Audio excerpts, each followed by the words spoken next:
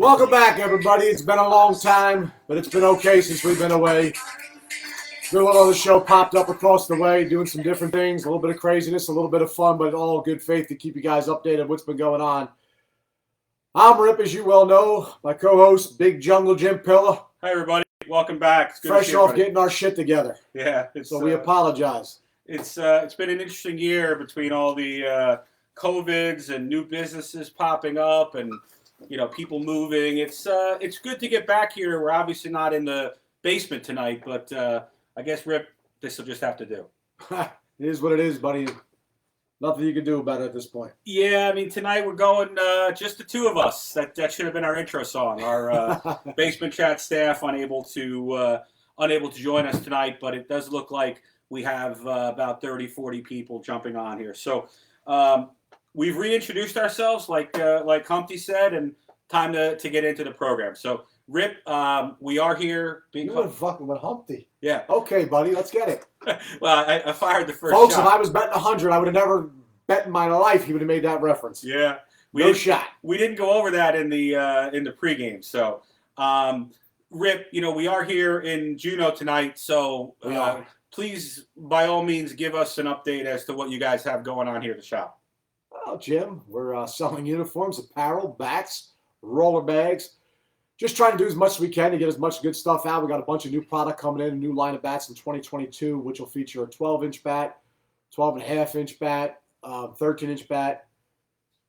Got a 12 3/4 coming out with an MR2 series. Will be still a bit last year, but the all new 22 barrels are going to be a little bit of new technology that's been worked on here by Juneau Athletics, and I think that everybody who picks one up will be, if they liked them last year, let's just say, they'll love them this year. Okay, that's good to hear. You can check out some of the videos that's been up by a lot of our representatives or pro players that have them already. You can definitely find one of the owners, Flip Washington's videos, anywhere you want. Sure. And see the new performance of the bats is second to none, if I say so myself. Well, I can tell you that Flip knows how to swing them, Rip. That's there's certainly no doubt about that. Yeah, but I got a feeling that Flip can hit with a broomstick too. That's true. So getting into it here, we want to go over some of the things that took place down at Vieira. Rip, we had this basement chat is primarily for the New Jersey teams, although obviously we'd love to have everybody watching. We had some teams, Rip, go down and really excel in Florida, and I want to give them a shout out. So, well, Jimmy, to be honest with you, I say this every year, and I know it sounds repetitive when we do this since we started the show. Somehow, some way, all the time in the Northeast, tri-state area, so we'll say the Philly area on up through Long Island, a little bit up in the upstate New York guys, always seem to come back home with something. Yeah. Well, we started it off with the military worlds. Have to congratulate MDL. They came home with some hardware in the military B. Joe Hafner's team coming away first place there. Magnus Pilara with the game-winning hit, right? Magnus Pilara drilling the ball right down the first base line to leave their opponents on the field, shall we say? Puff, puff, pass it to a W. We watched. I watched all of that game. Was happy for the guys, Brian Cortez, Joe Hafner. I know Hafner, one of Bill Sampolsky's favorites. I can see Bill commenting there on the live stream already. So congratulations to MDL. We're hoping to continue this year with some great stuff in the military side. Yeah, super awesome work, man. Yep. Now, Rip, the second week, the first week of the regular Worlds, we had some exciting stuff happen. Your women, Rip, the AOB team. Now, I have to mention, before coming down to Vieira, they were fresh off winning the USA Women's World Open Championship. If I'm not mistaken, Rip, that's the first major championship for a sponsor or manager ever out of New Jersey. If I'm not mistaken. Yeah, I believe you're correct. Don't hold me to fire. Some of the older guys can check in on that. But I know for women's, I believe that's an absolute factual statement. For men's, I'm pretty 95% sure it's a true statement. Hats off to the girls. All year we preach the same thing, right? Work, work, work. We'll lose every tournament. We want to win the ones that really matter when you get to hang hardware on the wall and rings on the finger. Sure. Ladies came through. They played their collective asses off and left no doubt on the field that weekend who was the best team that weekend out in Tennessee. There's no doubt about it. Sure. So coming into Vieira, I mean, your team really was rolling up there with some of the big dogs. I mean, and I think it was the winter semifinal. You guys gave, was it 24 all they could handle, I think. Yeah, a game went into extra innings and a little bit of a heartbreaker to lose, but when you lose to the what is it now? 4-time defending champs. Yeah, I mean, like I said, Hard to argue. Hats off to Katie Frick and Rodney Donaldson for what they do over there at that program. That's something else. There's nothing short of a dynasty in softball, for lack of a better word, especially on the women's side. Been that way in a long time. I mean, we just didn't cash in. We had a couple opportunities, so unfortunately we got bumped down to the losers bracket to come back to Sunday, only to have a loss avenged by Lady SNI, who promptly handed us a beating. It happens, for lack of a better word. Making it to Sunday, great for those girls. I mean, congratulations to AOB. Rip, I mean, I'm hearing that this year the brand will not be putting a women's team in, which is sad. I don't know if you can confirm that yet or not, but I'll definitely confirm it. I will not be coming back with the women's team this year. We're coaching women's this year. A lot of the nuances of the women's game is turning to be the men's game. I just refuse to partake in the tampering of players, offering players all kinds of perks and bonuses if they come play for you and that type of things is something that I'm not going to sign up for and put my name behind as far as the financial end of it as a sponsor. I know Mark puts money into both sides of the game, and that's his preference. But from the women's side of it, I just don't. I think it's something that needs to be looked at, especially when it's brought to the attention of people, and it should be handled a completely different, serious way. I mean, if you want sponsors to keep walking away, we're on the right path. I hear what you're saying, Rip. The girls, a fantastic journey this year. Congratulations to them and and listen, a multitude of them are going to go on to, some will go play for a couple of major teams. Some others will play for some really good A teams that'll be coming up and about. There's a lot of talent I had on my team, and God bless them all. I love and thank every one of them for showing up each and every weekend, buying into the process, no matter how painful they thought it may have been. But at the end of the day, they all got significantly better, in my opinion, throughout the course of the year. I thought Bernadette Tenuto had a terrific year, MVP of the USA's all tournament, and there were others. I mean, the list goes on and on with them. Yeah, herself, Lauren Thomas is arguably to be one of the best pitchers in the country. What she did in the ASAs was nothing short of remarkable on the mound. Megan Higginbotham was an absolute pleasure to have on my team. She's such a competitive, fearless leader. Kaylin Johnson is like the Energizer Bunny. She is from line to line all over the place, 100 miles an hour, really just to go get her. And I think another girl who's really coming to her own is going to be an absolute star in the women's game for years to come is the Jenna Kreiser. Sure, absolutely. She's got as much pop as anybody in the game, who I think now this will be coming up to in 2022, her third full year at this level, and she's really starting to figure it out. So those five are absolutely players. And that doesn't discredit any of the other players. Kylie Wolf was ridiculous defensively. For me, I can go on and they go right to the whole list of players, but not to be short. But even some of the original girls that stuck with me, the Amy Wickies, contributed heavily during the course of the year. Nicole Alvarez, unfortunately, had to leave us a little bit early because of an injury to her back. But, I mean, some of these girls that I started the program with, it was nice to see them get to the mountaintop from where we started in D. So it's really, overall, nothing I could be sad about at the end of the day. And you take a girl like Jenna or Amy, and just seeing them play up and really maximize their potential is kind of nice to watch. Listen, it's people thought about them all along when they first started playing, right? That hey, they have the ability to be here and this, that, the other thing. And this. That's not to discredit any other girls, because there is some other girls in this state who, if they continue to put in the work, get on the right situation, can also do that. And some other girls who, because of family reasons or whatever it may be, or starting a family reasons, aren't there, or who had to start a family, had to walk away, like a Candace Carullo, sure, who would be one of the best players, bar none. I don't care what division she was playing in if she didn't decide that starting a family was the most important thing in life. I'm mad at her about it, but I'm not mad at her about it because I love Candace and Kevin to death. Yes. And, God bless them. They'll always be near and dear to my heart forever. Okay, cool. So moving on to the next, the men's A Worlds, Rip, the Juno team coached by Doc. Coming in again, Doc. Yeah, I mean, Doc really cementing his legacy a little bit in the last 2 years. They followed up the men's B World. They played in the men's A World this year. They did get knocked in the losers bracket a little bit earlier for your taste, I'm sure, and for Mark's, but they were hot coming through the losers bracket, coming in fourth, I believe. So congratulations to Doc and the guys. So, touch on Doc. You win the USSSA B World last year when not a lot of people thought you had a shot, although we knew the talent was there. So in our organization, we 100% believed that was exactly what was going to happen.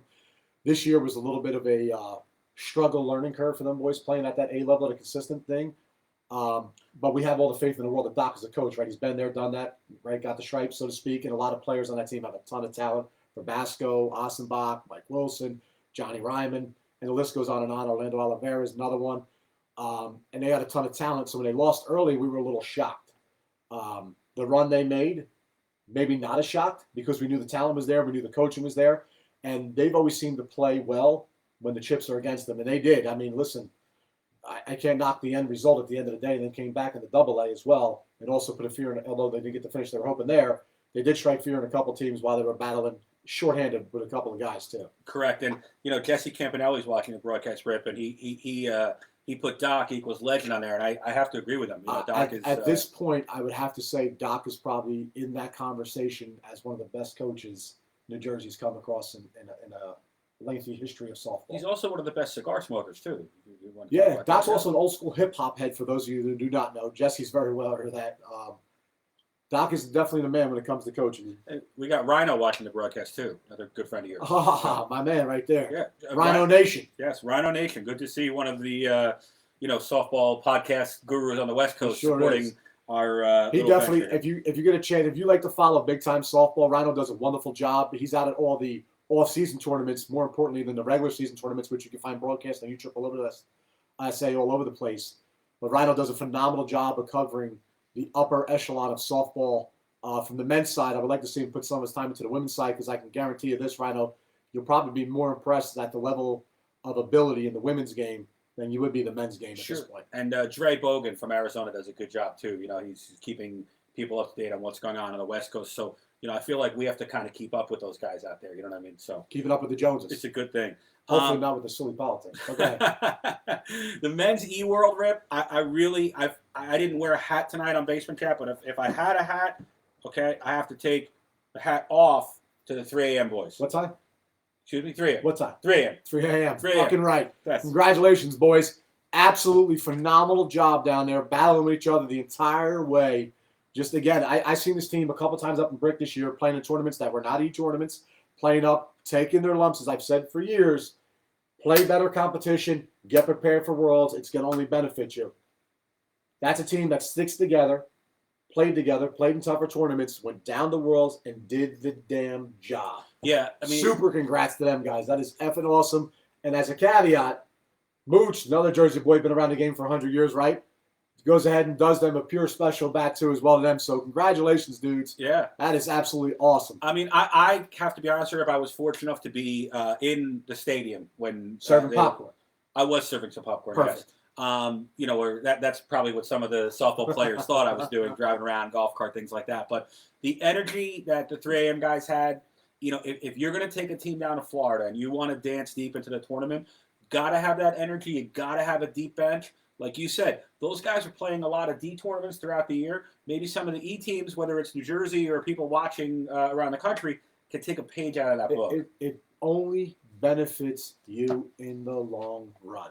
Yeah. Period. Again, 3 a.m. boys winning the Worlds. It was very exciting to watch. I know they're a Philadelphia PA registered team, Rip, but they did play primarily in our program throughout the year. So they get after, man. They're good. They're a fun time to watch. Not to be overshadowed, Rip, in the men's E, I really want to congratulate the Marlboro 1 team. They came in 5th in this tournament. Marlboro Shorts, Marlboro Lights, Marlboro Menthol. Not Copenhagen? No. Copenhagen's for the adults. That's right. The Marlboro 1 team with some of the young men, coached by 2 of the old heads, Frank LaRocca and Ed Fracken. Eddie Fracken Law. That's right. If you need a good lawyer, that's the guy to reach out to. That's right. I try to stay on those guys' good side. They know how to serve subpoenas. We just put them on retainers. Yeah. So congratulations to the Marlboro guys. They did have a very good run down there, so hats off to them as well. Not to take some of the limelight away from 3 a.m., but I know when they were rolled through the loser brackets, some teams were like, uh-oh. Yeah, we got a problem. Marlboro, the pitcher's name escapes me, but he is very good. He's in command of the game. He fields the position. That's called Houdini. Houdini, Marlboro 1 pitcher, yeah, something Follow like that. What I'm saying? Yeah. All right, go ahead. So Marlboro 1 will be playing in D this year, but great job down there. In the men's D Worlds, we had, Rip, what was really exciting to me from a directing point of view, we had 170 teams in the men's D. So we're starting to get 170. back. We're starting to get back to some of the numbers we had in the Disney era, which is nice. 170. 170. So I think that the 170 is a culmination of a couple of things, right? People want to get to Vieira. People find out there's more things to do in Vieira than you thought. And the move of the tournament date also benefited the tournament. I have to be honest with you, Rip. That's a great point. It's not something we went over in our prep. Moving the tournament back has been spectacular for a number of reasons. The September dates, Rip, were hotter than all get out. Jim, come on, you walk out of the hotel, and by the time you even got to the car 50 feet away, the back of your eyelids are sweating. The first year we went to Vieira, brutal. The E's were right after Labor Day. I changed shirts about 4 times, just sweating through them. You asked Jesse Campanelli the first time he played in Vieira, melted the cleats off his shoes. Yes, and it looks like Mark Katz is willing to buy pizza for us and send some beer over here. My kind of guy. Yeah. Mark, we'll text you the address, I'm sure. Just buy the gaming chairs for me, bro. Let's go. I mean, Mark, please. We'll take pizza, beer, whatever you want. I don't drink. Arnold Palmer. Jim can drink the beer. Get us on the payroll. I'm actually pulling a page out of Stroh's book here. I've been drinking the sparkling water. That's cute. Which is good. Good. Adjust your skirt at halftime. Yeah, something like that. So in terms of the worlds, Rip, the mixed worlds, the co-ed worlds, really an excellent job from the New Jersey teams. We had teams playing in all of, Bill, the donuts too. I appreciate that. In the mixed C, we had a team from New England, Stanford co-ed, coached by the lovely and talented Brittany DeVries. Excellent will be a girl. Yes. Brittany is a fire plug, brother. So I can only imagine her coaching a co-ed team. I can guarantee you nobody was taking any time off. I mean, it's unfortunate they got double dipped by Treating Sports out of Florida. Yeah. Which I'm sure left a bitter taste in her mouth because I know Brittany, the competitor. But I guarantee you there was nobody who was taking an easy road playing for under her tutelage. I can tell you that. Yeah, her and Bobby, good job in the mixed C. Now, in the mixed E, Rip, I mean, this was really something special for our area. Our champions this year in the mixed E was Matute Roofing, New Jersey Softball's Life, coached by the incomparable Mike Lero. Mike Lero. Hats off to Mike Lero for multiple things. A, winning the world. B, for putting a team in every tournament we had this year, it felt like. And Mike, I got to be honest with you, super appreciative from guys, I guess we'll say, and maybe a little bit toward more so you as a director than me as just a confidant. And that's really a great job. I mean, you guys went down there and did exactly what you wanted to do. And, I can't really say congratulations enough to everybody who had a great showing or wins. Just another guy who supports the program real well, and that makes it feel better when it's one of those guys. Yeah, and the girls, primarily the Lady Cartel girls, were terrific. Jess. That's his new favorite, by the way. Alex. It used to be AOB. Now he's got a Lady Cartel. Lady Cartel, right. Alyssa Cazzola and all those girls. Alex. They got a couple. We played down the Cast tournament. They had a team, I think, a couple of them back and forth. And they had a couple of girls over there that are pretty good up and coming. Going to be very good women players. So congratulations to Softball's Life, Rip. It was a wet mixed worlds. I mean, it was literally dumping down buckets. It's co-ed, Jim. No. That wasn't your pun. No pun. Mother Nature wet. Yes. My apologies to everybody at home watching that thought this was an NC-17 show. Rip, this is a family show here, basically. My apologies again. I'm sorry. We'll try to do better for everybody out there. I would ask for forgiveness, but I've been a sinner my whole life.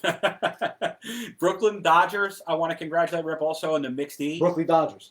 The Brooklyn Dodgers. Did they move this out to the West Coast? That was a long time ago. Sandy Koufax and them? Yeah. I love Jackie Robinson, the whole. Yeah, they moved, but these guys are the Brooklyn Dodgers. They came back. These guys came back. Okay. They were wearing the Brooklyn Dodgers logo and everything. Fair enough. I don't know if they practiced. Strictly co-ed, I hear about this team. I don't know if they practiced where the Ebbets Field used to be, but with a high-rise towers. This is a team, Rip, that played no men's. They played no women's. Just played every single co-ed tournament. They were competitive. They got better as the year went along. I mean, they're registered in Brooklyn, but again, played throughout the year in our program. Congratulations. Hats off to Biggie Smalls. Biggie Smalls, all those kind of guys from Brooklyn. But super congrats. Great job out of you guys coming in second place. I mean, listen, for only playing co-ed a whole year, that's good work. Yeah. Chemistry came at the right time, apparently. Yep. Now, in the mix, we took the D into Sunday, and we had the Final Four. I apologize again. Your puns are killing me. But Jim took the D into Sunday. Go ahead. I'm not quite sure exactly where we're going with this, but me. I'm going to take somebody at home. I'm going to take the high road on this, Rip, rather than. So the D, as I was saying before Rip interrupted me, the D was finished up on Sunday. AMC Elite champions this year. Really good job. John LeBou, Jackie Taruli absolutely hit the snot out of the ball. Another women's player on the up and up, coming up and up and up and up. Yeah, I mean, Jackie puts the work in and takes it real serious. You'll hear her name for quite a while. Yeah, I'm interested to hear what Jackie's plans will be this year. But She was on the women's side, the MVP, Chris Crisculo. On the men's side, he had to match his buddy Todd Johnson from the night before getting the MVP. So AMC was great. My good friend Jen Barletta getting, I think, her first ring. That's awesome for her. Jen's been another longtime player, support the program, so it's absolutely awesome to see her get a ring. I'm sure Joel was overly happy talking about pork roll, tell her ham on the ride home. Yeah, I think he tried to tackle me after the award ceremony or something like that, so he may be suspended. I have to double check on that. That's got to be 2 years. Yeah, I'm gonna. All right, let's go. It's under review. But in serious note, the runner-up in the mixed D was NNF out of Long Island. Rip. NNF? NNF, yes. What does that stand for? No nonsense fucks. I think the N for no was correct there, and but AMC winning it. NNF is coached by Tyler Ray, Jim Belletti, those guys. The Bayou guys. Yeah, the Bayou guys. I want to say, if I'm not mistaken, the NNF stands for No New Friends. Ironically, that is my 2022 resolution. No new friends. No new friends. Okay, I understand. You don't have a lot of friends to begin with. Well, keep your circle small unless that nice knives in the back. Understand. Congratulations to the teams in the mixed worlds representing our area, the Tri-State, very well.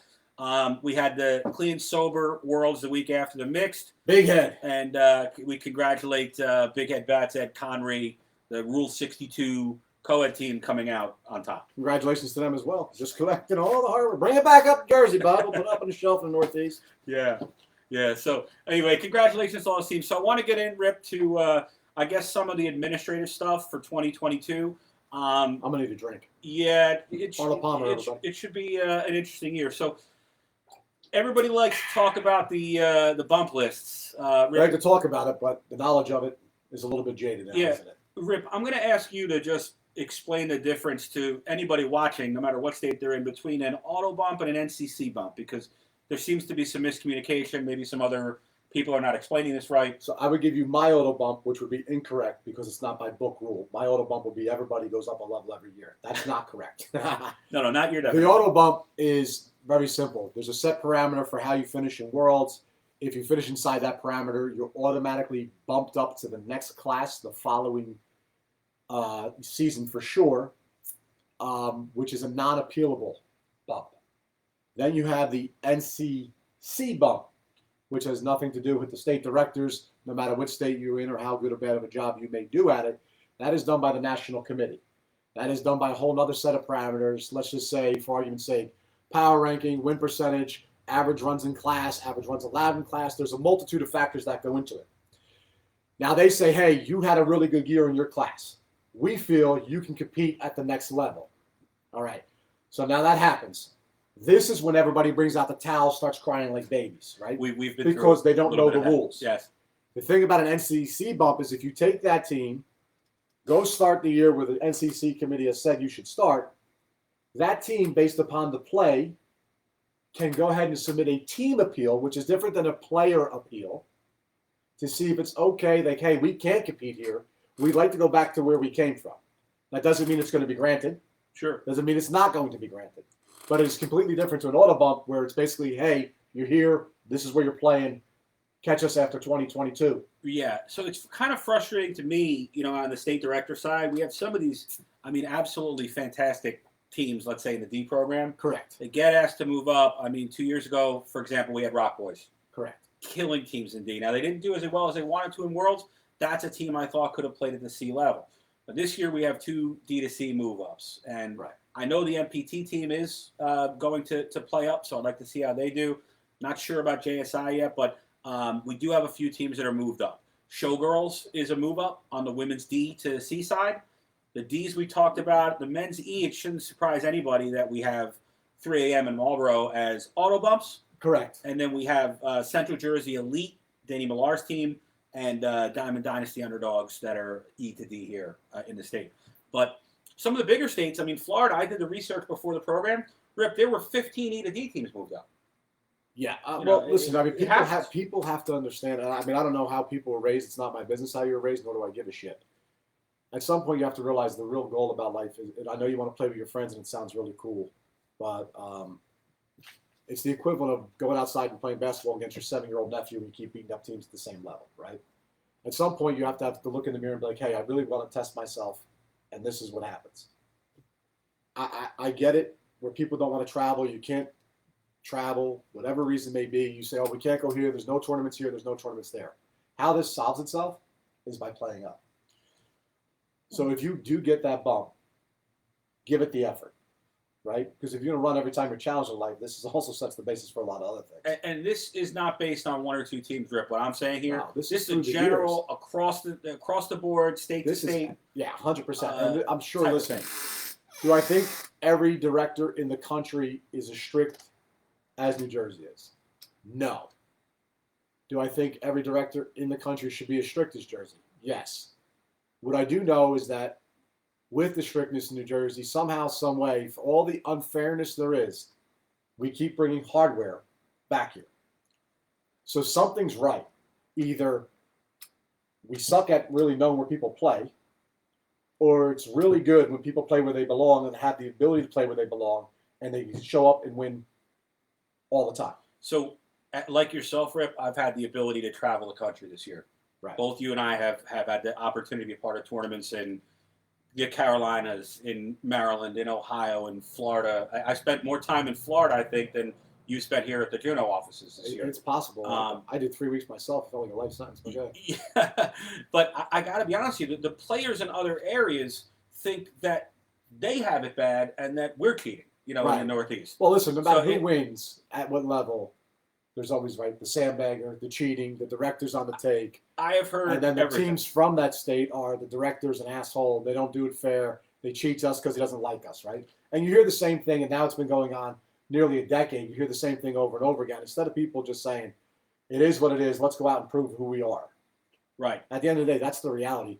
Back in the day, when I first started playing competitive softball, which was a blessing and a curse, by the way, but you used to just show up to a tournament, you had no idea who it was. I remember those days.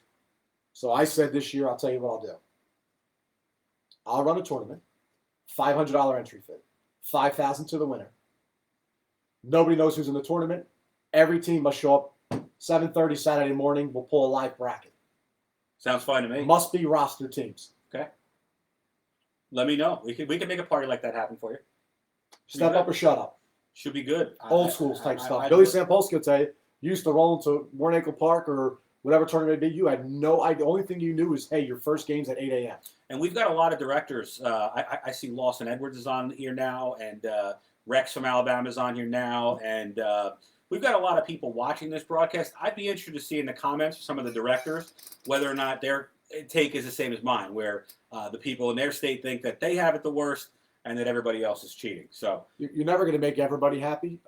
Participation trophies, which we're in, I don't want to say this, we're in the generation of those kids who were first-handed participation trophies. So it's the immediate satisfaction, not the grind and play where you had to earn it. When I was growing up, if you didn't come in first place, all you got was a trip to the refreshment stand. Okay. Yeah. So here's the deal. Okay, this, for what it's worth, the player appeal window is open from January 1st this year only until January 31st. Correct. I hope everybody understands that. Here's it loud and clear. This is nothing that I did. This is a national decision. Now, not to interrupt you. You're January 1 through January 31. Jan 1, Jan 31. If you don't get your appeal in that time, you have no right to cry or complain. Correct. Simple. Now, it's not 1 day, 2 days. It's 30 days. Yeah, 31 days to get the appeal in. Now, here's the way that you do it. Okay? Number one, please don't send me Facebook messages at 11:30 midnight at night like a few people have done in the last couple of days. Okay? Please go into your player account. This is for anybody in any state. It's not a New Jersey thing. USSSA.com/login. You log into your player account. There will be a green appeal button. You hit the appeal button.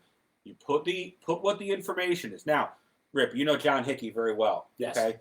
John made a post a few days ago, and he was very clear. You know what I mean? And I should share it for our folks. But he just basically said appeals are for bench players. Appeals are for managers. Appeals are for things like that. Now, we'll certainly consider something. We have somebody's on a team for a tournament or two. This is how the process works. You appeal through your player account. We take a quick look at it to make sure that the I's are dotted, the T's are crossed correctly. It's sent off to the national committee. Okay, so if you do have questions with appeals, please email me. Okay, pillow32@gmail.com. If you're in New Jersey, Pennsylvania, the areas around here, I'll be glad to answer them. If you're watching this broadcast and you're from Montana or from California or from Nevada, you can still email me. I'm just going to be forwarding it to the appropriate director who you should be talking to. Okay, so again, we'll try it. I'm waiting for the appeal window to open up before I start blasting it all over the place. But the appeal window this year will be from Jan 1 to Jan 31st. If you're on a Challenge Cup team, if you won MVP at the state tournament last year, if you've been playing at a level for the last 3 or 4 years, those are not people that we want to appeal. But if you were on a team and you were on a team in April or May and you happen to get bumped, by all means, that's the kind of thing we want to take a look at. Okay, so player appeals we talked about. Rip, what's next on our list here? The crying from the player appeals. Yes, no, I'm just kidding. Well, Rip, like I said, as long as they're not sending me Facebook messages at midnight wanting to be appealed by 12:02, I'm good with it. I think it's not all the messages they want. I mean, at some point, how many years do you want to play in the same division? That's really a good question. At some point. You've been a D player for 30 years. At some point, you either have to think, I'm really not good. I'm been doing the same thing over and over again. I'm beating my head against the system. The system is proven to work. There is no favoritism in the system. So I should just accept what happens and keep moving. It's tiring. I understand. On a more fun note, though, let's talk about some of these dates we have coming up, Rick. Oh, yeah, who's going out? Mary and Jim? No. All right. Rebecca and Jim. Not that I'm aware of. Brenda and Jim. It could be a surprise. I don't know. I hope Mr. Esposito is watching tonight from his home. We miss you. Hope everything's well with the kids. Say a little smoky for me. Yeah.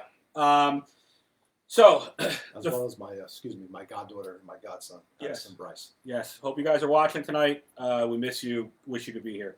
The events this year, Rip, the schedule, hopefully, I've been getting some questions about when the schedule is going to be up. We're just waiting for some of the permits to get sent back to us before we post it. Taking a look here, the Frosty Balls, March 12th, will be the first, what I would call the first bigger tournament.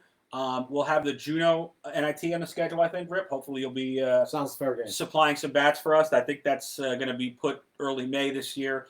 Road to Space Coast will be a big one. Now, Rip, we have the women's major in New Jersey this year. Yes, sir. So that'll be the Juno women's major. Yeah. So the Juno women's major will be in July. Then we'll have our GSL states in July like we did last year, and the U-Trip states will be after that. We'll also be holding a national. I want to say, I'm not sure what's going to fall in New Jersey, but the second week in August looks like our national. So we'll have, looks like either a men's E or men's D national here. Again, we need to get the field permits and some of those things ironed out. Rip, we had an opportunity earlier to talk to a gentleman you know very well, Mr. Bob Holland here. Yes, sir. Juno. So, oh, man, Bob and Carol. Yeah, hopefully Bob watching the program tonight. It does give me some pleasure just to mention that the GSL East will be in Salisbury, Maryland this year, Rip. You've played in Salisbury quite a few times. I played in Maryland. I feel like I played all over the place in Maryland. Yeah. Even at the casino one time, but that was beside the point. So it hasn't been fully announced yet by the office, but if you are a men's C, men's D, men's E, women's C, women's D team, the GSL will be somewhere around Labor Day. So we have Jason Campbell who's talking about helping me with protests for my events. He's getting a big kick out of it. He's a Tennessee director. I've never seen somebody, Rip, get more excited to call me to the Red Quad to handle protests and problems than Jason Campbell. The GSL, again, will be in Salisbury, Maryland, waiting on the office to fully announce that. What I think is going to happen is the men's C and E will be the week prior to Labor Day. Men's D and the women's will be on Labor Day. That's unofficial. Bob will make the official announcement, but I'm excited. I'll hope to be joining him there. The U-Trip Worlds, Rip, there'll be the same type of schedule in Vieira. That should be announced shortly. Beautiful. And then tell us about the senior. Yes, tournament. the good news is last year USSSA had the senior event, would arguably the wrong time of year. It was in August, which is for seniors is a death sentence, for lack of a better word. Understood. So it was brought up. I know it was brought up a couple times, and they did move the date this year. It's going to be significantly later than August, and they're moving it to Texas. Yep. The Lone Star State. Yeah, so it should be good. We the senior program. We'll talk about the Challenge Cup in a little bit, but we have our men's 50 team, Rip, that I'm very excited to watch play at the Challenge Cup. So I know Billy Martyr and Billy Sampolsky are on that. Got some pretty good players on that squad for sure. Oh yeah, no, we'll be going through that in a little bit. All right, so January will be a very big month for USSSA on the East Coast. The Myrtle Beach Winter Worlds, Rip, will be held. Johnny Blizzard. Johnny Blizzard. Rip, I hear you might be making an appearance down there. You never know, Jim. Rip just may show up, see what's popping off, see who's looking good. Yeah, I mean, I'm sure you'll be wearing your, Juno. Decked out in Juno garb. I'll tell you right now, if it's cold out, I'll be rocking out these Juno fleece sweat outfit, warmer than anything. Gotcha. Super comfy. Fair Plus, enough. It makes you look a little better. Yeah. So in any case, Rip, we'll have the week one. We'll have the men's E. Going to wish some good luck to the Terror Squad. 22 Vibes from North Jersey. Mike Lero will be down there with the Softball's Life. Shocker. And softball tournament, Mike Lero's at it. We have a new team, Rip, called Legends Softball out of South Jersey. And these guys have been playing November, December. They've been playing. So I'm looking forward to seeing those guys. Now, the first week we have co-ed. Back to Blue will be there. And then we have actually a great women's D tournament, Rip. Yeah, there'll be a couple good teams. Lady 14 Cartel will be teams. down there. Lady Inferno. You already said Back to Blue, but there's 14 teams? There's 14 teams in the women's D. I think it's closed out, but I think it's going to be some great softball for the ladies. So the Winter Worlds in Myrtle Beach always has, no matter what level, no matter where you're playing, there's always something good going on down there for sure. There's always some real good games and stuff like that.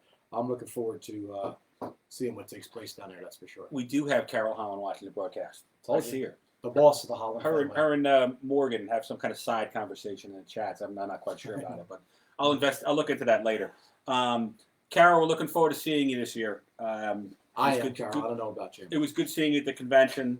We had a lot of fun at the convention this year. Kevin Nagley's retirement celebration this year, Rip, at the convention. So it was very exciting. Kevin, a supporter of Basement Chat, he's done some great things for U-Trip. Been a big part of the game for them for a while. Yeah, I mean, he's literally like Kevin Nagley right here, like one of the best. Kevin, if you are watching tonight, congratulations on your well-deserved retirement.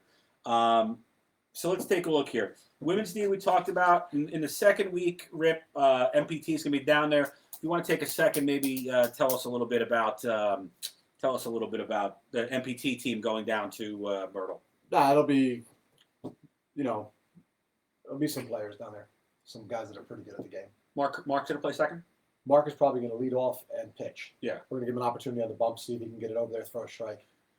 I'd love to see it. We'll dress him in full goalie equipment, just because he's pitching. Yeah. If he's at second base, he'll be all right. He'll just need just a leather piece on his left hand. Yes, sir. Because he can go get it over there.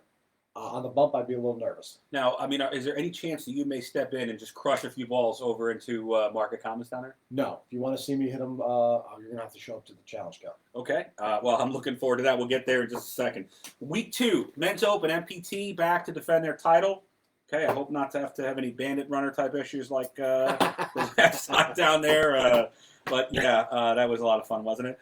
In the men's D, we have Evoli Pizza. Now, Rip, I got to be honest with you. Wayne Fasano has got his eyes on a prize this year. First team to register, first team to sign up for Winter Worlds. Can you believe that? Listen, that's what I want to get after it. Go ahead. I feel like somebody had taken the Wayne's phone and computer access away from him. One of the other guys on the Evoli team. Maybe Sean Quinn or one of those guys. You also got Diamond Daddy Steve running down there.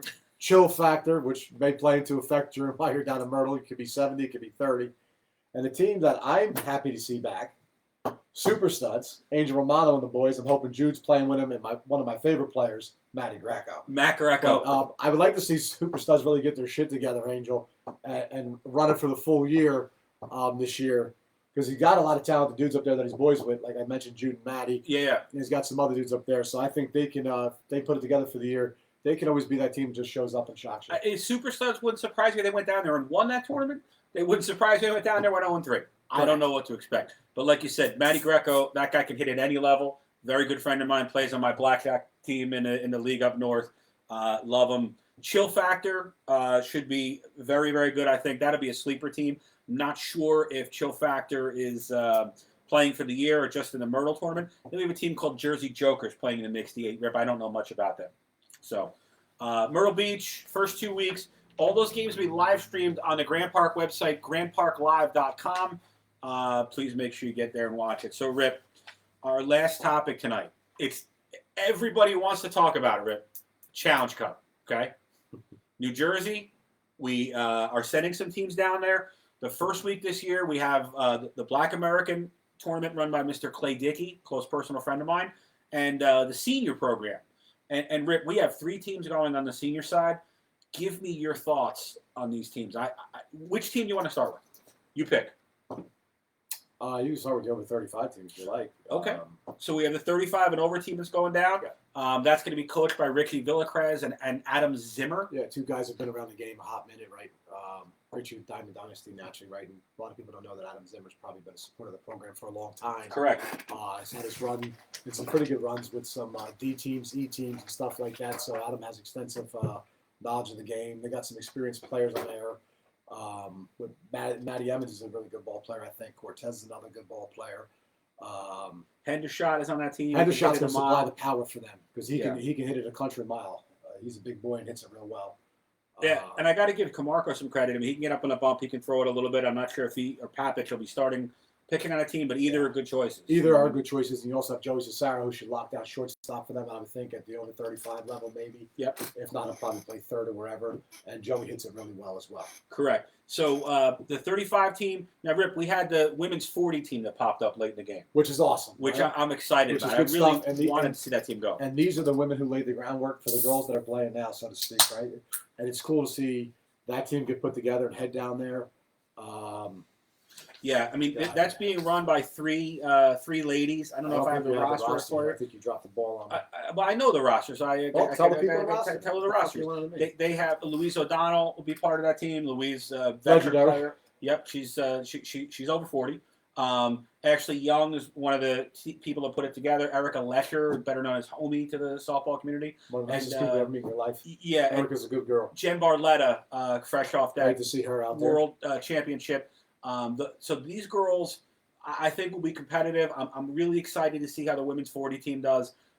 Good luck to those girls. I'm excited that you made the team happen.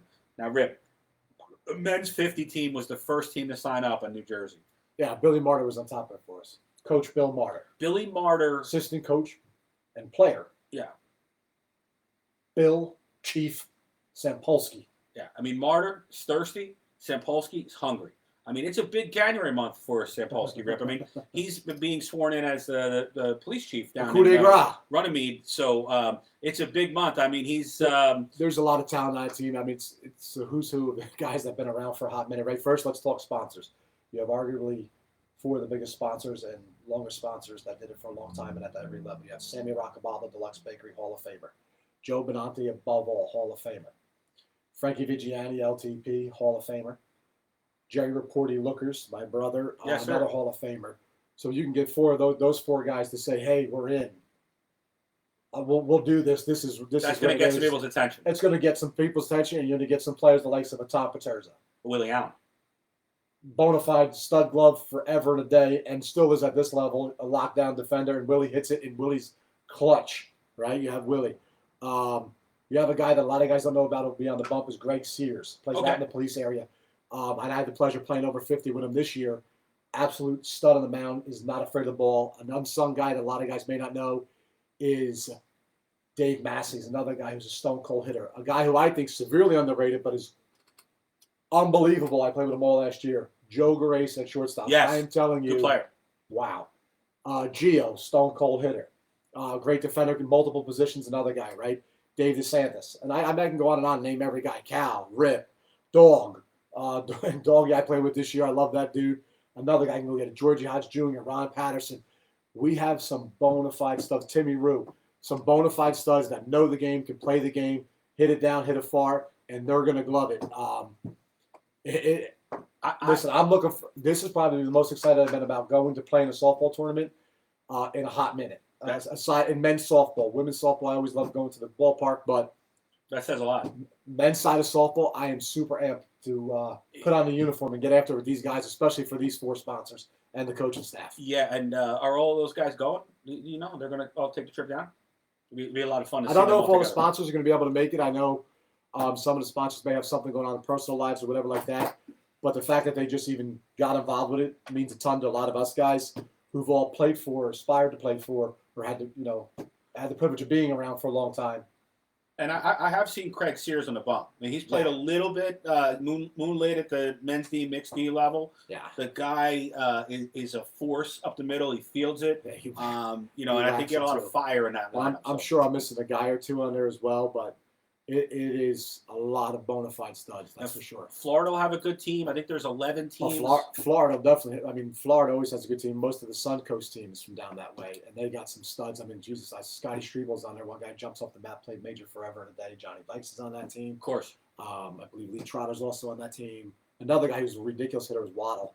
I don't think he's made it out in 22 years. Yeah. Playing. He just hits the ball. Like a Chip Krieger type person. Yeah, he just hits the ball wherever he feels like it. There's nothing you can do about it. Right.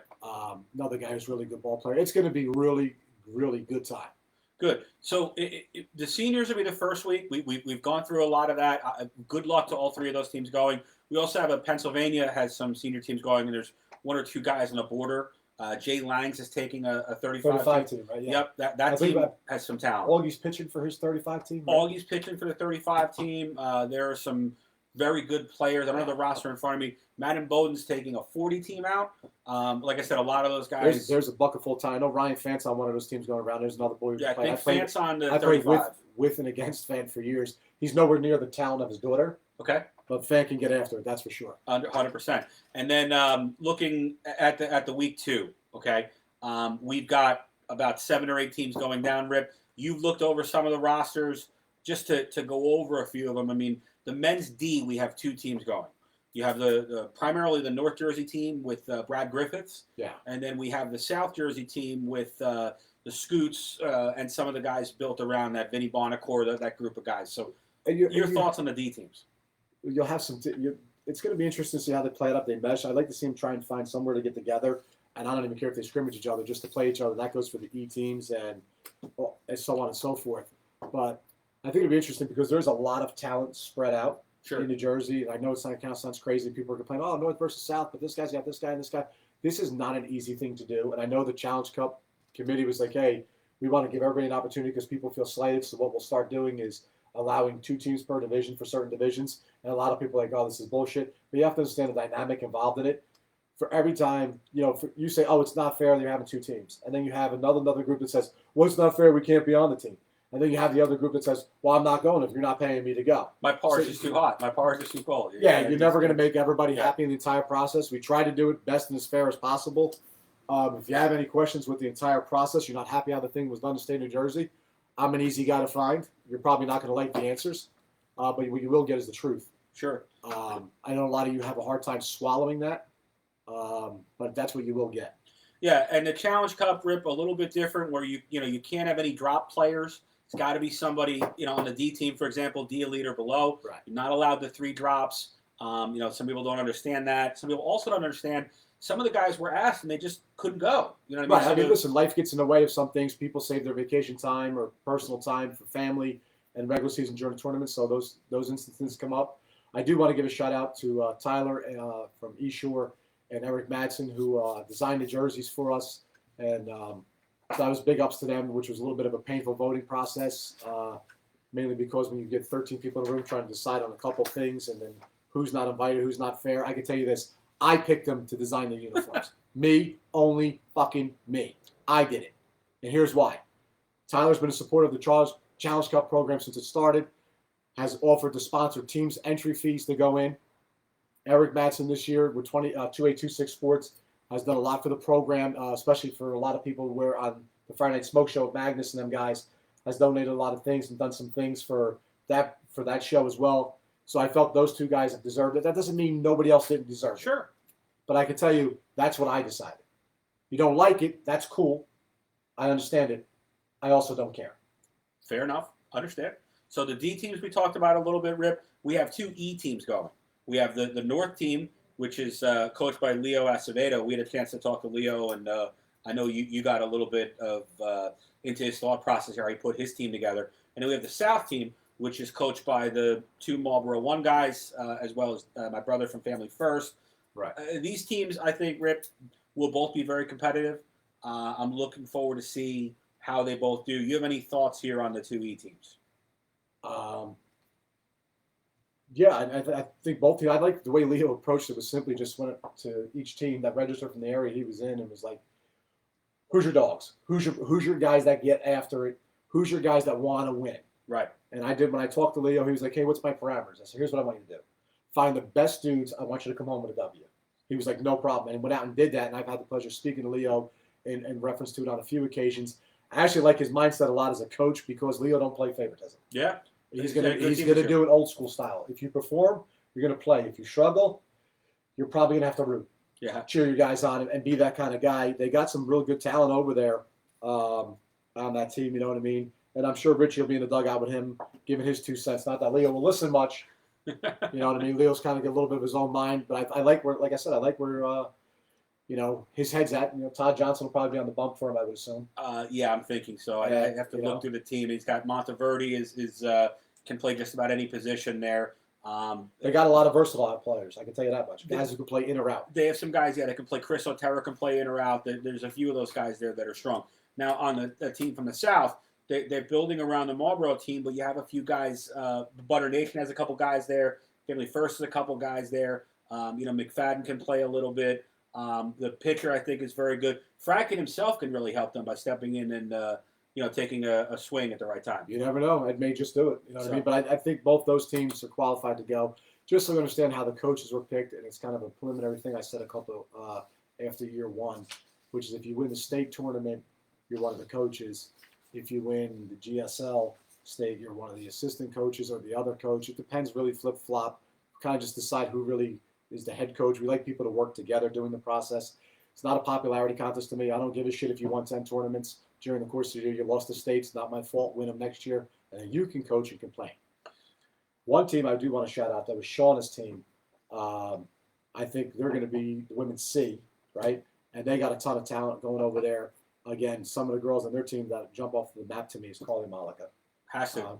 Played for me last year in Worlds a little bit, right? As a late last minute fill-in, but Carly's always been super talented on both sides of the ball. You have Jackie Teruli. Oh God, I can go on and on.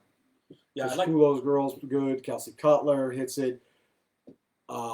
Shay can get after it. She's a good ball player. And I'm not going to name everybody on the roster, but she's got a good team over there. And Barty's another one that could play. I think they're going to have a very good showing, and I think Shauna's going to go down there and hopefully come away with a very good showing, if not a W. Yeah, I mean, our women's team winning the D in the past. I mean, some of the girls that are on this team are represented. I think they'll do very well. I'm guessing Vicky Brady will be pitching for them, maybe Louise a little bit. So they have Stephanie Pittner going too, so they have 3 pitcher options. Don't wait too long. Yank the cord. Keep them in and out. Keep it changing. I'll tell you one thing about Vicky. Vicky still hits. She can hit it. Still hits. She's an OG in the women's program. And I've seen Steph Pittner pitching in co-ed, which means she's got a little no fear in her. Right? That's right. If you're a woman and you pitch in co-ed, you got a little bit of no fear in you. Sure. And then the women's D team is going down, Rip, also. Looking forward to seeing how they do. Amy Pierce, I think, is on that team. You have a few girls from Showgirls. Right. Lauren Rizzo will be on the bump for them. Lauren Rizzo is a girl who's another one battle tested for a couple of years. Another very good ball player. Sure. There's good players all over the place. Tanya Fisher's another one that's over there. And Swing Angry had a very good team this year too. So I mean, they'll have a couple of girls on there from there. So I listen. I'm excited about who's going down. I know not everybody is happy about who was picked, who wasn't picked, why they weren't picked. I'll go if my friend goes. I'll go if my sister gets 2 diamond rings and a carrot around her neck. All this other crazy shit that goes on. We're confident in who's going down. We also understand some people can't go. Some people won't go because they feel whatever reason they don't want to go. God bless them. It's softball in January, folks, and I can tell you it's better than going to work. Yep. And then we have the 2 co-ed teams going. We have LeBou and Lero, the two co-ed managers taking teams down. I can almost guarantee you they'll have two good showings. Yeah, co-ed's still building a little bit, but those teams should be in the mix. And then, I don't know if we want to go into anything else there, but we have the women's major and the men's major. Yeah, the men's some major teams will be down there. Yeah. We'll have a team. Well, not really. It'll be New York, Pennsylvania, which will be coached, managed by Mark Carucci. Sure. We'll have some good players on it for sure. We have Clay Dickey watching the broadcast tonight. That is my man right there. Clay. Miss you, buddy. Looking forward to seeing you soon. I've had the privilege of getting to know Clay Dickey this year, and I can tell you he is a welcome sight at a USSSA tournament. You may not like what he has to say when it comes to your way. I know I've had a couple of batters where it's like, Clay, I'm not doing this. He's like, Rip, I understand it, but I already sent this out to you. Yeah. You try and, like a good coach would do, try and give him a little bit of like, hey, what about this? And Clay's right down the middle of the line, and Clay's an unbelievable guy, and the things he does for the game, not only in USSSA, but on the BSC circuit, sure, which is a sight to behold. And I'm looking forward to going to a couple of those events this year. I'm super amped about being down there for the Black American portion of the Challenge Cup. Yes. And watching those guys play, and I believe Clay's going to throw in a big home run derby for those guys okay. Thursday night. Good. Which I'm super amped up about. Anything Clay's involved with is always a class act. Well, that's no matter what you do with Clay. He's got Big Prime that's helping him promote the March. He's got a big tournament in March, and he's got the hype man, Big Prime, behind him. He's one of my favorites. You know what I mean? I've never been more excited about a tournament I was never at. Prime is a hype guy, like the guy used to be on that basketball show that used to be on. I can't remember what it was. N1. Yes. So Prime is that hype guy. You know what I mean? He's got some good people around him. He's got really good people around him. But he's a great guy himself, and I can't say enough good things about Clay Dickey, the person. I was pulled aside, Rip, before Clay, and now it was, and I was told, hey, Clay's going to come back. I was so excited. I can't tell you because I was doing cartwheels. Great for the women's program. Great for USSSA. I get to work with Clay. I'm very lucky. Looking forward to another great year in the women's conference. Rip, we're talking about women's conference. Any teams besides your own that you think might be a sleeper team this year, or team that you're watching on the women's conference side? The women's conference? I'm going to be interested. When I was speaking to him, he told me he was going to major, and I believe that still holds true. It's Tommy from La Familia. La Familia's major this year, yes. Runs a very strict program, a very detail-oriented program, a very systematic program. Won the D Worlds, won the C Worlds, won the B Worlds, double dipped to win the A Worlds. Yes, he did. So what can you say about a program that does that 4 years in a row, other than the fact that I just think they're going to give teams fits all year long. Tommy will find a couple of girls no one's seen or heard of. He does a great job at that, and they'll be impact players. Another team I look forward to watching this year, Clay, you can correct me if I'm wrong, I believe they're coming back to conference this year, is Incognito. I believe so. They have some talent over there. Aquila Franklin's one girl. God, I'm trying to think of this girl's last name. Bynum is another girl. Shelly Bynum, she absolutely hits the dickens out of it. Her swing is gorgeous to watch. They got some other girls over big tips. Another girl hits it well. They got some players over there. They're coached well. And they're very coached well. Daryl and his wife run a very They get another. I mean, it sounds funny when you say it again, right? Another very detailed-oriented program that has success. Correct. And it seems to be a theme all the time. So the team I'm looking forward to seeing this year a little bit is that Lady Clutch team. I think that'll be an interesting team to watch. With some you have the merger of girls. The merger of Trader, Lobob, so to speak. Some girls mixed in there. They are talented, very, very talented. I think they're going to be exciting to watch. Got some good sponsorship with Clutch stepping up and helping them.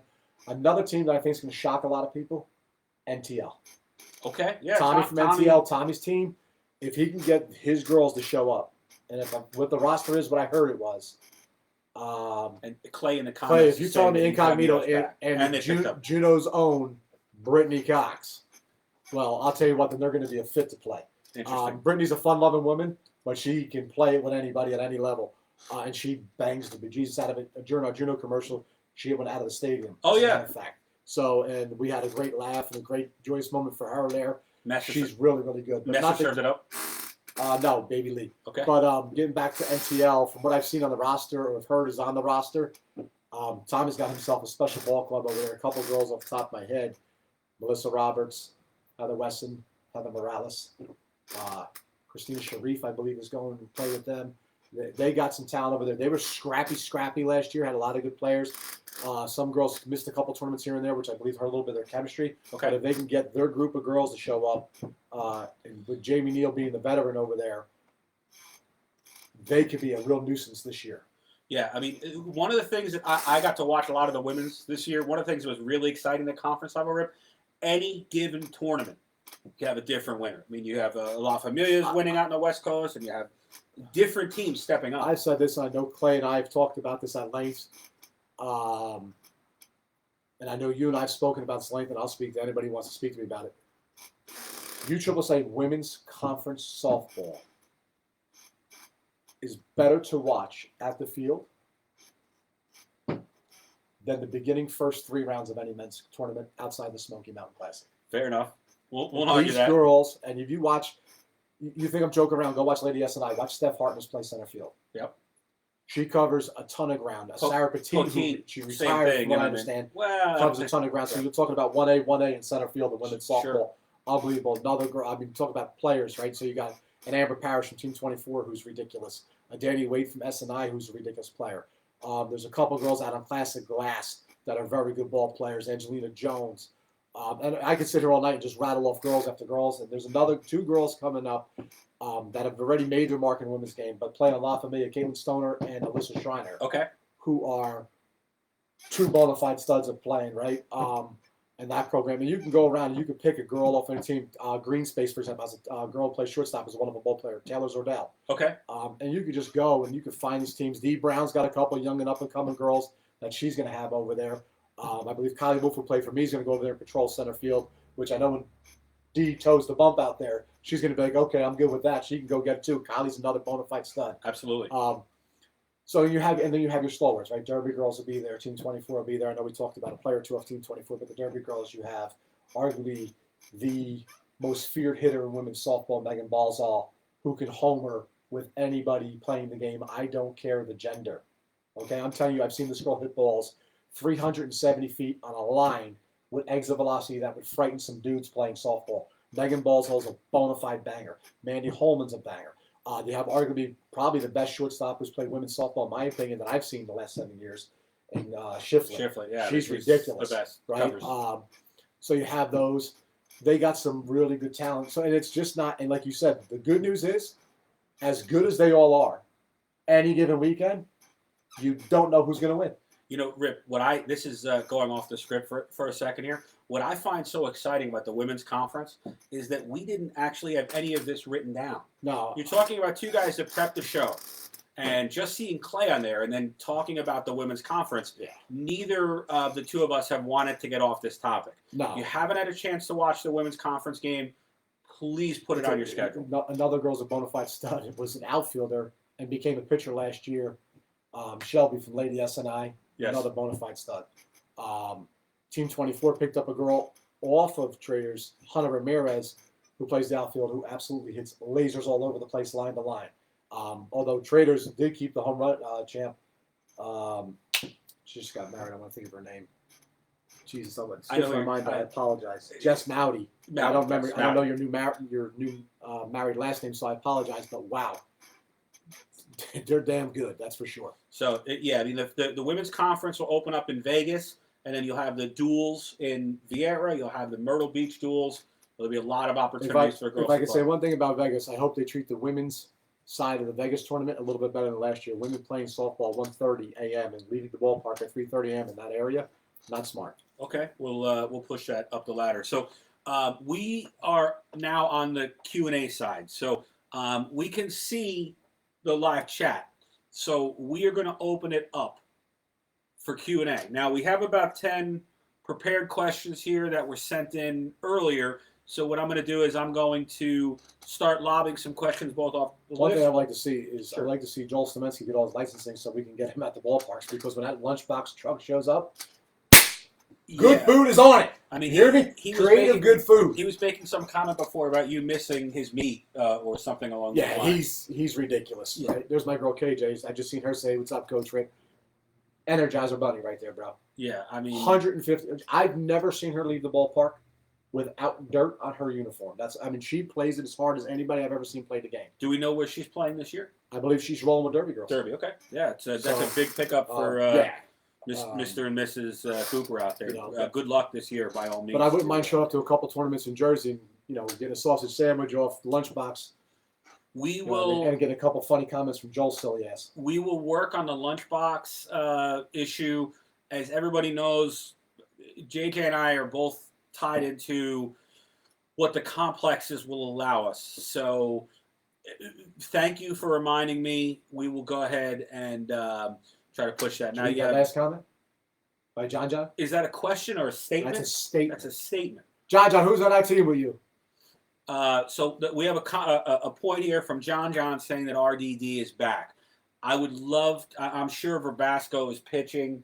Oh, I guarantee. I mean, that's a guarantee. That's about as safe to say he's That's wearing a cowboy hat. Pitcher for the New Jersey, Pennsylvania major team too. Yeah. Verbasco. John, can you post a couple of the people that'll be with RDD this year? I'd love to pick Rip's brain a little bit on this. I hope Mike Manning's coaching them too. I know he does work with Rosmondo over there, doing some things Rosmondo, as Scotty DeLorge does with his sponsorship. Sure. But I hope those two dudes are traveling around with that group there. I guarantee they'll show up full of talent. Yeah, and maybe we'll even get them to come down. Now he's going quiet here, John. And John too himself. Here's another boy who can go get it in center field. Boy, woo-wee. If we could get Willie Allen to give John a phone call and tell him to, take that zipper off his mouth. I know Willie will have a way of convincing him to tell us a little bit. On the East Coast, I mean, we should have some interesting competition. I'm sure Fishhead will be back. Yeah, Fishhead. They'll have a kid who I think is going to be one of the next future stars in coming out of this area will be Chris Phillips. Okay. Playing Fishhead. You're going to say Sloot. I was. Sloot's been here a minute. He's getting old now, the father time. He's the third best person in his family behind his wife and the beautiful daughter.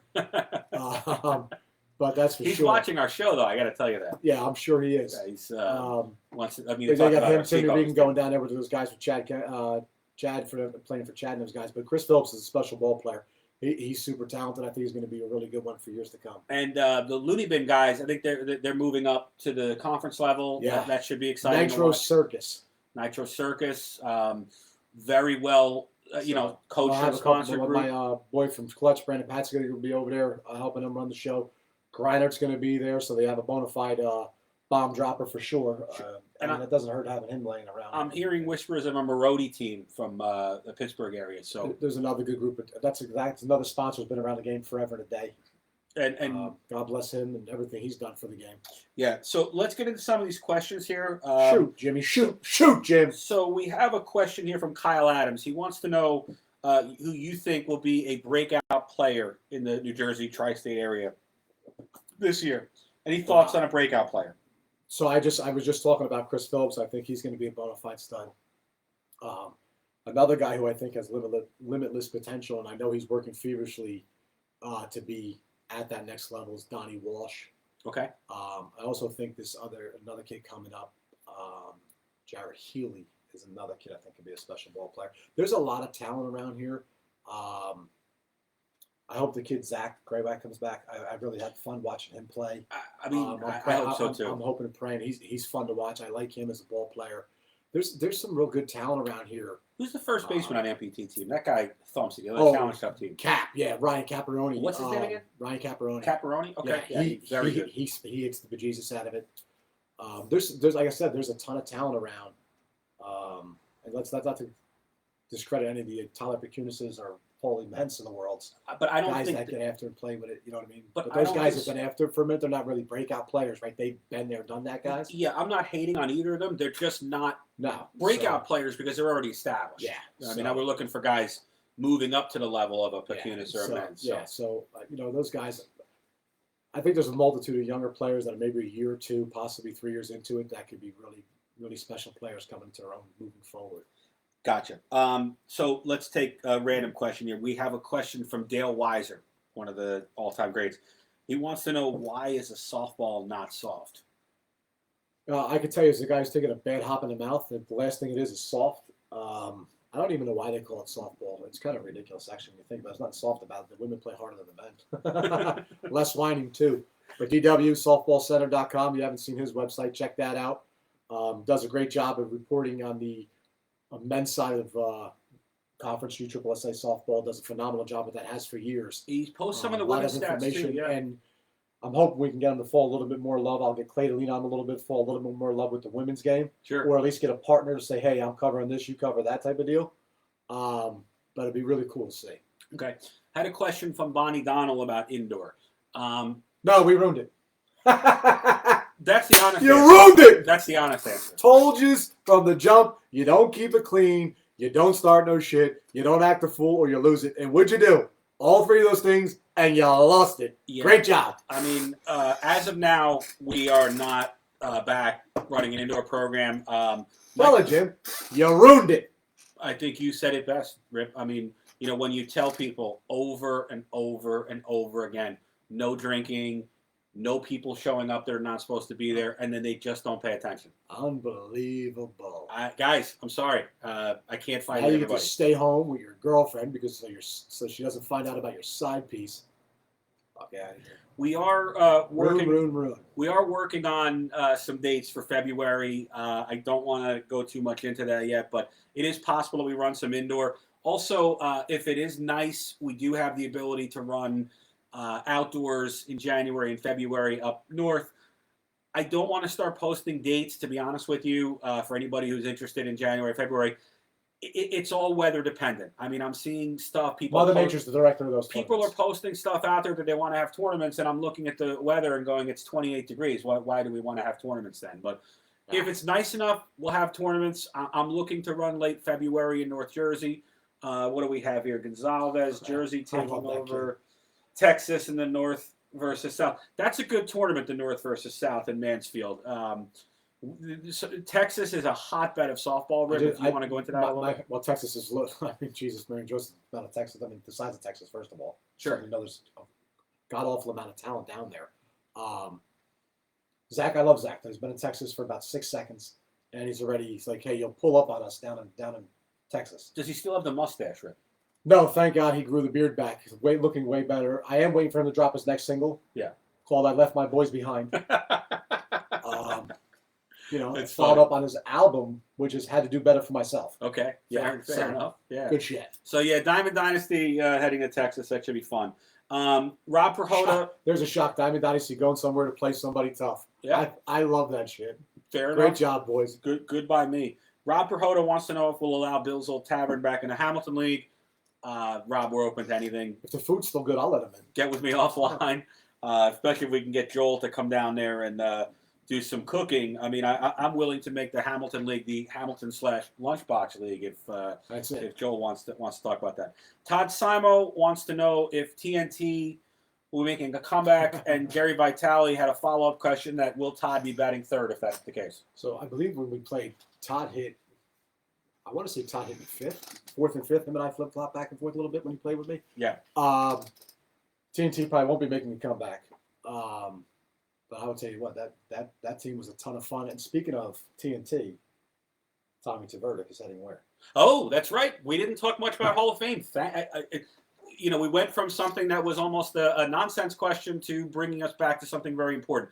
Tommy Tverdik from TNT will be one of our Hall of Fame members this year in New Jersey.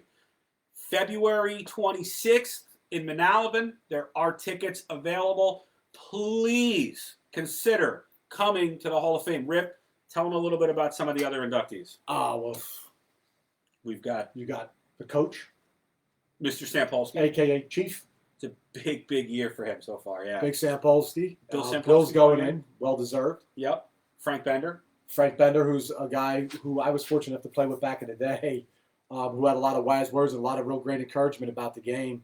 My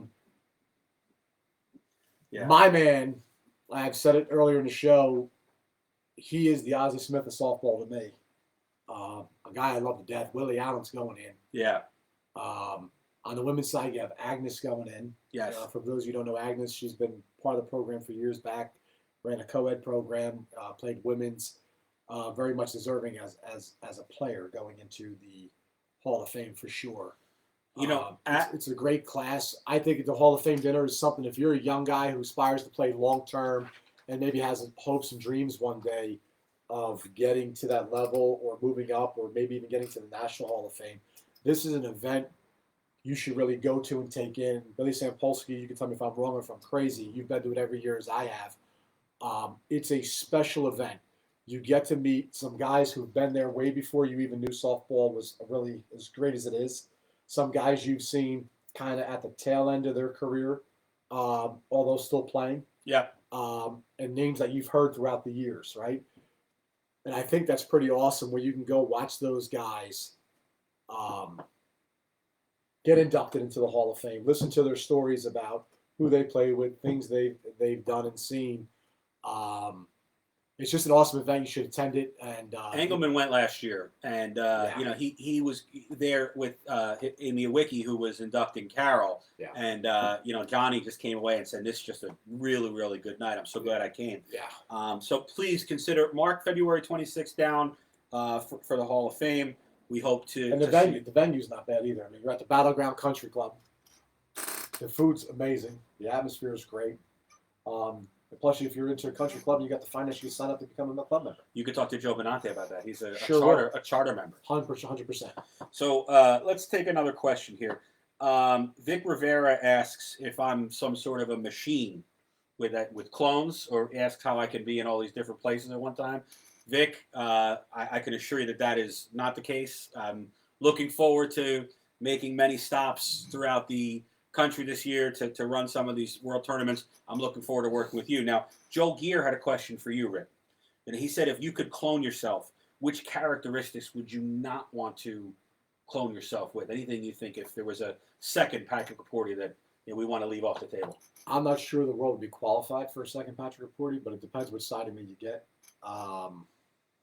If I can lose one characteristic, it would be not to be so hard on myself when things aren't perfect all the time. Fair enough. Yeah, that makes sense. Let's take a look here. Now, this is a question for you from John Norman. He wants to know how many bodies are buried in Culpeper, Virginia. I'm not quite clear on where he's going with that. Vegas has got the over/under at 11. Linden Lake comes in second at about 4. I believe John somewhere in that neighborhood.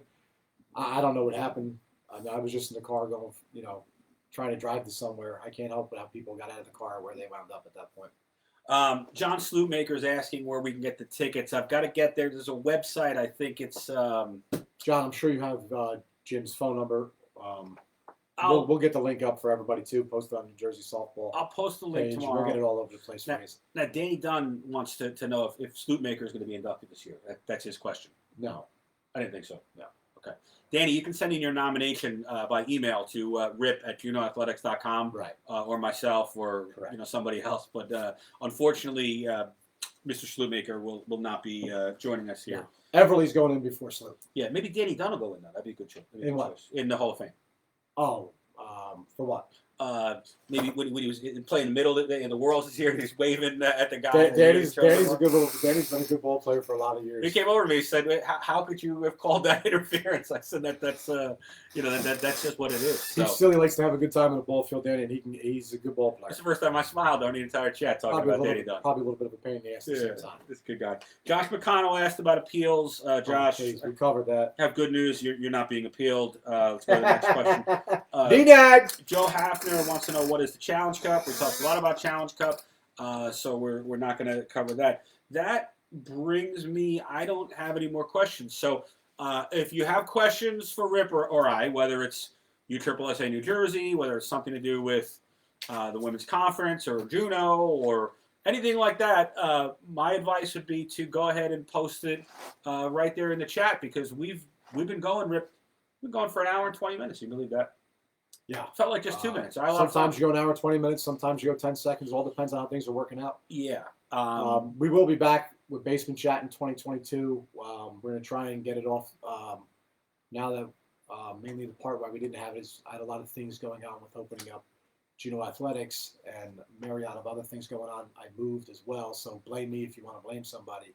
But we will be back in 2022 and try and keep everybody abreast on everything from major softball right on down to E to co-ed, begrudgingly, everything else. We're even mixing some senior talk this year as well, because we have 2 very good 50 senior teams. Well, actually 3 to 4 off the top of my head. I think there's 4 senior teams now. 4 to 5. Union Home Mortgage is very good. Union Home Mortgage is a very good team. You got another AAA team that's forming with Swazo and them guys. So we have a question. before we go. Megan Hittenbottom, one of your girls. Rip, you're a big supporter in the women's game. So, what state wins the Women's Major Challenge Cup? I would say if I'm going to pick two for the finals, I'm going to go Kentucky and Florida. Okay. I know, right? Going on a limb. That's just who I think is going to be very good. Kentucky's the defending champ. Right. But I'm going to take Florida to win.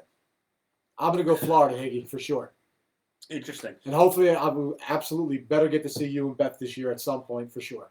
I'm going to go with two dark horses. I'm going to go with Minnesota as a dark horse and North Carolina as a dark horse. I think either of those teams can compete. All right. I like that. Minnesota's got some talent up there. There's some girls from Extreme that can play.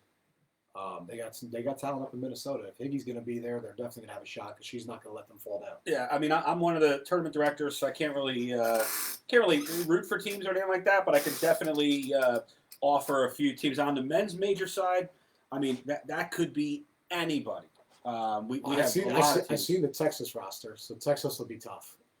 Florida naturally be tough. I mean, home field advantage. You got my boy Nick Santana's been playing for them. Hopefully, yeah. There's a lot of studs. Top guy. Florida. Yates is another guy. Purcell will be pitching. Mack. Yeah.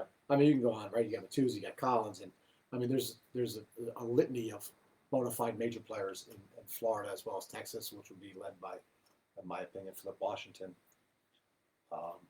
Texas will be good. It never hurts to have the world's best hitter on your team. Flip, I mean, which bat do you think will be swinging? Final chapter Volume 2. Final Available chapter? at www.junoathletics.com right now. There you go. We got our Juno stuff here. I mean, this year, Rip, I mean, we may be doing some of the basement chats from back here at the facility. Yeah. We just have to kind of work them around Mark's schedule, for when he's not here. But just kidding, Mark. Just kidding. I'm sure you may even see Mark show up on basement chat and field some questions. Maybe not. Who knows with him? He's busy with us. Also open up the Juno Wrestling Academy, and then he's got his own son who's a gifted athlete who's playing some sports as well. So we don't know his availability. Yeah, I mean, and we've had some people that we are going to have some guest people come on. Maybe see if John Brandt now wants to take, instead of a 2-hour ride, now a 4-hour ride. I would love for John Brandt to come on Basement Chat. That would make my whole I would like to get him on about 2 months before the Firecracker. Yeah. We can talk about how great that tournament is year in, year out. If you're going to play in a Firecracker, get signed up now. Okay? As soon as it's signed up now. Don't wait. Sign up. Don't wait. Sign up for these tournaments. Okay. I've had so many teams. Ocean City last year, we had some teams that were calling me and saying, "Hey, why did this close out?" You have time to book hotel accommodations. You have time to enter the tournament. So please make sure you get ahead of that. Hey, speaking of Connecticut guys, there he is. Speaking of Connecticut guys, John Brandt. He just popped up. He's going to wait a second because speaking of Connecticut guys, I want to give a heartfelt sympathy and condolences to the family of Jimmy Dogs. Checking sponsor. Yeah. John, tell us how many years. I know when I first started playing up, and I know Jimmy and my brother sponsored team together for a year or two. Jimmy Dogs is one of the best guys you can see at a ballpark. Super quality program with Chet Kingworth for at least over a decade that I can count of off the top of my head, probably even longer than that. So condolences to all his players, family members, and friends on his sudden passing. Back to John Brandt, that is my dude. He's actually doing some senior softball tournaments up there now as well. We went up there and played and won. Maybe we can try to work some of that for him. Yeah, so good dude. We'll try and get him down. He just posted the Firecracker is July 23rd and 24th of 2022. Yep. Phenomenal tournament. Year in, year out for God knows how long, right? Yeah. I feel like I played it for 15 years. You're going to have some of these tournaments, but the Firecracker right now on the East Coast is the standard bearer.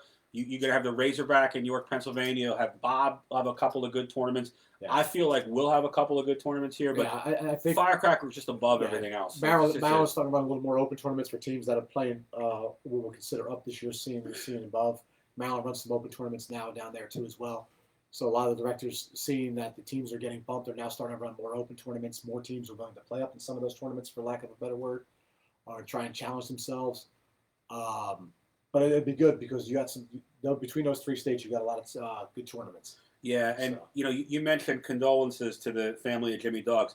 I also want to wish condolences to Rocky Tafara and his family on the loss of their son Joe. Yeah, really a shame this year. Unfortunately, Joe Tufaro, the guy who played for me for a year or two with Dave Rivero's group, very, very sad. So, my condolences and Rip's condolences go out to Rocky and his family, Joe. And I'm sure we missed some people, but if we missed somebody, I apologize. It just kind of popped into my head there. So, any other questions from the gallery? Rip, I think this has so far been a pretty good basement chat. I'm good, Bob. It's an hour and 24 minutes, and I'm ready to pull out. And an hour and 24 minutes. I hear you.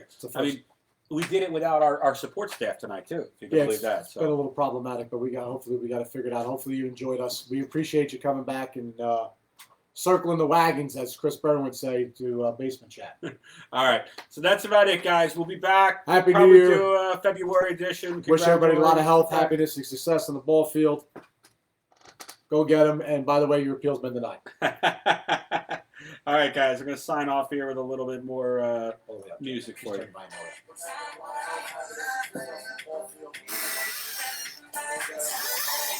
Shut it down. You want to do the honors, Rip? What the heck you say? Okay. Hit end live video. Piggy, I love you too, honey. I got it. Hit end.